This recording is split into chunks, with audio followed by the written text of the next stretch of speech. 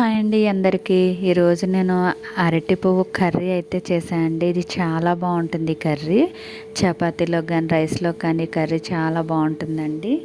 మా గార్డెన్లోనే అరటి చెట్టు ఉందండి. అరటి చెట్టుకి అరటి గెల వేసింది. అరటి గెల కింద ఈ పువ్వు ఉంటుంది. ఈ అరటి పువ్వుతోనే నేను ఇప్పుడు కర్రీ చేయబోతున్నానండి.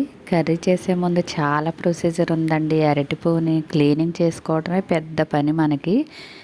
అరటిపువ్వును అంటే మొత్తం కోసేసి వండేసుకోవటం కాదండి. లోపల మనకి ఫ్లవర్స్లా కనిపిస్తున్నాయి చూసారా, వాటిని మాత్రమే వండుకోవాలి. ఇలా రేకులు లాంటివన్నీ మనకి వేస్టేనండి, తీసేయాలి. మొత్తం ఫ్లవర్స్ని అన్నిటిని కూడా ఇలా తీసేసుకుని పక్కన పెట్టేసుకోవాలి. ఈ కర్రీ చేసుకోవాలంటే అరటి పువ్వుని క్లీన్ చేసుకోవటమే ఎక్కువ టైం పడుతుందండి. మనకి చివరి వరకు కూడా ఇలా ఫ్లవర్స్ వస్తూ ఉంటాయి. పువ్వుని ఇలా తీసుకుంటూ ఉండాలండి. నెక్స్ట్ వచ్చి ఇలా లోపల కొలిసేటప్పటికి మనకి ఇలా చిన్న వైట్ గెడ్ లాంటిది వస్తుంది. ఇంక ఇలా వైట్ వచ్చేసిన తర్వాత మనం ఇంకా అవసరం లేదు, దాన్ని కట్ చేసేసుకోవచ్చు. నెక్స్ట్ వీటిని క్లీనింగ్ అన్నాను చూసారా, ఇదేనండి పెద్ద క్లీనింగ్. మనకి ఫ్లవర్ లోపల బడ్స్ లాంటిది ఒకటి ఉంటుంది. ఫ్లవర్ లోపల చూపిస్తున్నాను చూసారా, ఆ బడ్స్ని, అలాగే ఒక వైట్ పొర ఉంటుంది ఆ బడ్స్కి అటాచ్ అయ్యి, ఆ పొరని తీసేసుకోవాలి. మొత్తం అన్ని ఫ్లవర్స్లోని కూడా అలానే బడ్స్ని, ఆ వైట్ రేకుని కూడా అన్ని ఫ్లవర్స్ని తీసేయాలండి. ఇదే పెద్ద పని అన్నాను కదా. మన క్లీనింగ్ ఏంటంటే ఇదేనండి. మొత్తం ఫ్లవర్స్ని అన్నిటిని విడివిడిగా చేసుకుని ఒక్కొక్క దాన్ని ఇలా తీసుకుని నీట్గా అన్నిటిని ఒలిచేసుకోవాలి. చూసారా, ఇలా ఒలిసాక మొత్తం ఇవన్నీ వేస్టే అండి మనకి. ఇలా పువ్వుల్లోని బడ్స్ అన్నీ తీసేసిన తర్వాత ఈ పువ్వులను ఇప్పుడు ఒక 1/2 లీటర్ బియ్యం కడిగిన వాటర్ని తీసుకుంటున్నా అండి. వాటర్లో ఒక 1/2 స్పూన్ పసుపుని వేస్తున్నాను. పసుపు వేసుకుని ఒకసారి కలిపేయాలి ఆ వాటర్లో పసుపుని. కలుపుకున్న తర్వాత ఈ పువ్వుల్ని వాటర్లో వేసేసి 1 స్పూను సాల్ట్ని వేయాలి. ఇలా వేసుకోవటం వల్ల ఏంటంటే మనకి పువ్వులకి జిగురుతనం ఉంటుందండి. ఈ పువ్వులు అలాగే మనం క్లీన్ చేసినప్పుడు కూడా మన చేతులకు కూడా జిగురు ఉంటుంది, అలా జిగురు పోతుందండి పసుపు ఉప్పు ఈ బియ్యం కడిగిన నీళ్ళతో కడగటం వల్ల. నెక్స్ట్ ఈ కర్రీకి 2 ఉల్లిపాయలు, 3 పచ్చిమిర్చి, 2 టమాటాలు, కొద్దిగా పెసరపప్పు అండి. పెసరపప్పు ముందుగా మనం నానబెట్టాలి. వాటర్ వేసి నానబెట్టేసాను.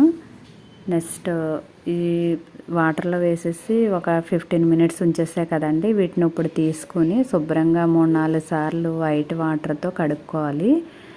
బాగా క్లీన్ చేసుకున్న తర్వాత చిన్న చిన్న ముక్కలుగా కట్ చేసుకుని పక్కన పెట్టేసేయండి. నెక్స్ట్ స్టవ్ వెలిగించేసుకుని 2 స్పూన్స్ ఆయిల్ వేసి ఆవాలు, కరివేపాకు, ఎండుమిర్చిని వేసాను తాలింపు. వేసిన తర్వాత నెక్స్ట్ ఉల్లిపాయలని పచ్చిమిర్చిని కట్ చేసేసుకున్నా అండి. కట్ చేసుకున్న తర్వాత నెక్స్ట్ ఉల్లిపాయలని పచ్చిమిర్చిని కూడా మనం ఫ్రై చేసేసుకోవాలి. ఇప్పుడు ఫ్రై చేసేటప్పుడు ఒక 1/2 స్పూన్ పసుపుని, 1 స్పూన్ ఉప్పుని కూడా వేసుకుని బాగా ఉల్లిపాయలని ఫ్రై చేయాలండి. నెక్స్ట్ అరటి పువ్వులని ముందుగానే మనం క్లీన్ చేసుకున్న తర్వాత ఇలా చిన్న చిన్న ముక్కలుగా కట్ చేసుకోవాలి. నెక్స్ట్ టమాటాలను కూడా ఇలా కట్ చేసి పక్కన పెట్టేసుకోవాలండి. ఉల్లిపాయలు అయితే ఎగిపోయినాయండి. ఈ ఉల్లిపాయల్లో మనం ముందుగా అరటి పువ్వుని కట్ చేసుకున్నాం కదా చిన్న చిన్న ముక్కలుగా, ఈ పువ్వులను కూడా ఈ వేగిన ఉల్లిపాయల్లో వేసేసి మొత్తం కలిపేసుకోవాలి. కలుపుకున్న తర్వాత 1 స్పూను అల్లం వెల్లుల్లి పేస్ట్ వేసుకుంటున్నాను. వేసుకుని ఒకసారి కలిపేసుకుని మూత పెట్టేయాలి.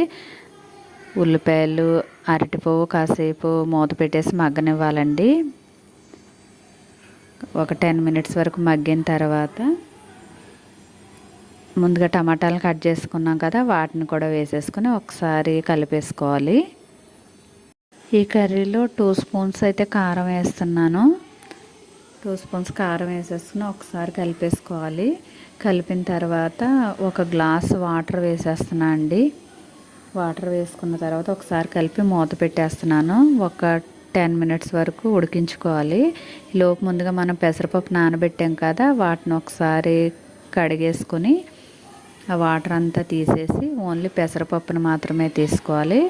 ఇలా ఉడికిన తర్వాత మనకి కర్రీ ఈ పెసరపప్పుని వాటర్ అంతా తీసాం కదా, ఈ కర్రీలో వేసేయాలండి. మనకి కర్రీలో వాటర్ ఉంది కదా, ఈ పెసరపప్పు ఉడకటానికి ఆ వాటర్ సరిపోతుంది. ఇలా మళ్ళీ మూత పెట్టేస్తే మనకు ఒక 10-15 మినిట్స్ అయ్యేటప్పుడు సిమ్లో పెసరపప్పు అంతా ఉడికిపోతుందండి.